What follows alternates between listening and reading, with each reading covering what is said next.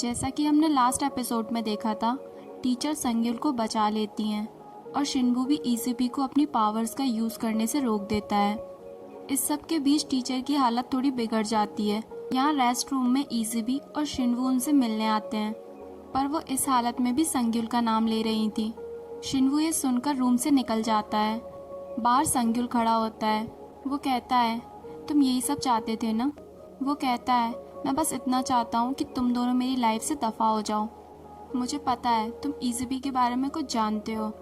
संग्युल कहता है, आखिर तुम छुपा क्या रहे हो? शिनवू घबरा जाता है। टीचर अंदर तुम्हारा वेट कर रही हैं। वो इतना कहकर वहाँ से चला जाता है। ईज़ीबी टेरेस पर आ जाती है और एंजल को ढूंढती है। एंजल पीछे से आवाज़ लगाता है, क्या तुम मुझे ढूंढ रही हो? ईज़ीबी काफ़ी गुस्से में कहती है, how can you do this? तुम आखिर चाहते क्या हो? तुम्हारी इन हरकतों की वजह से मैं शिनवू को कभी नहीं छोड़ पाऊंगी। एंजल कहते हैं, तो तुम रहो यहाँ और देखती जाओ कि आखिर होता क्या है। ये बद से बदतर हो जाएगा जो तुमने आज देखा। ईज़ीबी कहती है, तुम तो एक डेविल की तरह बिहेव कर रहे हो। वो कहता है, you are the one that made me like this. ईज़ीबी कहती है, मैं दोबारा एंजल नहीं बनना चाहती और ना ही तुम्हारा चेहरा देखना चाहती हूँ, और सॉरी कहकर वहाँ से चली जाती है। एंजल काफ़ी सैड हो जाते हैं। यहाँ रेस्टोरेंट में स्कूल के कुछ बच्चे ईज़ीबी और शिनवू के रिलेशनशिप पे कमेंट करते हैं।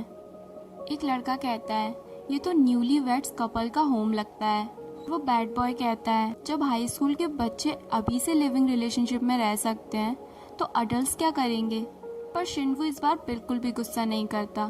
वो ईज़ीबी के गले में हाथ डालता है और कहता है, अब इसमें तुम्हारी भी तो गलती नहीं है कि तुम एक अडल्ट नहीं बन पाए। It's so pitiful to you. वो गर्ल्स के सामने काफ़ी अच्छे से पोज करते हैं। हालांकि ईज़ीबी को अनकंफर्टेबल फील हो रहा होता है, पर उनको सबक सिखाने का शिनवू को कोई और तरीका नज़र नहीं आ रहा था। वो बैड बॉय जिसे ईज़ीबी पर शक है, वो ईज़ीबी से कहता है, एक लव ट्रायंगल में हो और एक लड़की के साथ रह रही हो। तुम्हारी पावर्स तो अमेजिंग है। वो जैसे ही पावर्स की बातें करता है, उसके रिस्ट का वो टैटू ब्राइट हो जाता है। वो अपने हाथ को पीछे कर लेती है। वो कहता है, तुम दूसरों से अलग हो। शिनवू भी उसे प्रोटेक्ट करते हुए कहता है, क्योंकि वो मेरी गर्लफ्रेंड है। वो कहता है, तो फिर संग्युल के साथ क्या है? शिनवू कहता है, तुम दूसरों की लाइफ में कितना इंटरफेयर करते हो। Get some confident about yourself. यहाँ दूसरी तरफ संग्युल और उसकी माँ का रिलेशनशिप दिन ब दिन बद से बदतर होता जा रहा था। वो ईज़ीबी से मिलने आती हैं और इस बार वो ईज़ीबी से काफ़ी नाराज़ थी। वो कहती हैं, तुम्हारी वजह से ये सारी प्रॉब्लम्स क्रिएट हो रही हैं। मैं बिल्कुल नहीं चाहती कि शिनवू और संग्युल किसी भी तरह से हर्ट हों। तुम्हारी वजह से शिनवू को काफ़ी प्रॉब्लम हो रही है। वो ईज़ीबी को अपने घर रहने की सलाह देती हैं। उन रूमर्स को कम करने का इससे बेटर कोई और तरीका नहीं है।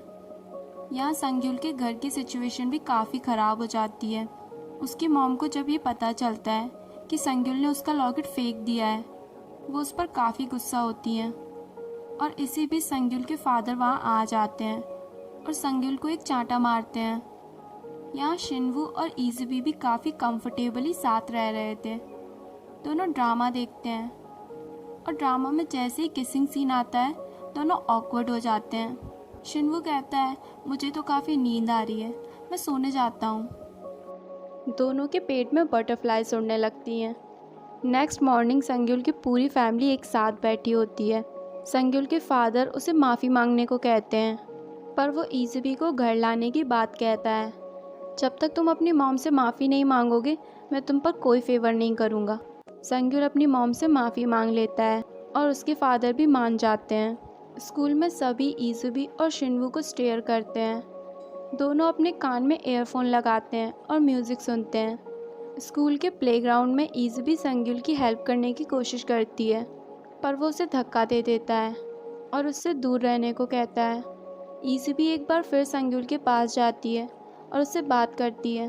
तुम्हारे मुंह से ये सुनना कि हम दोनों साथ रहते हैं काफ़ी अजीब लग रहा है। काफ़ी लोगों ने ऐसा कहा, पर फिर भी मुझे कॉन्फिडेंट था।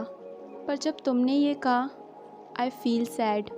वो कहता है अगर तुम ये सब नहीं सुनना चाहती तो उसके घर को छोड़ दो, और अगर तुम शिनवू के साथ अभी भी वहाँ रहोगी तो मैं शिनवू और टीचर का सच सबके सामने रिवील कर दूंगा।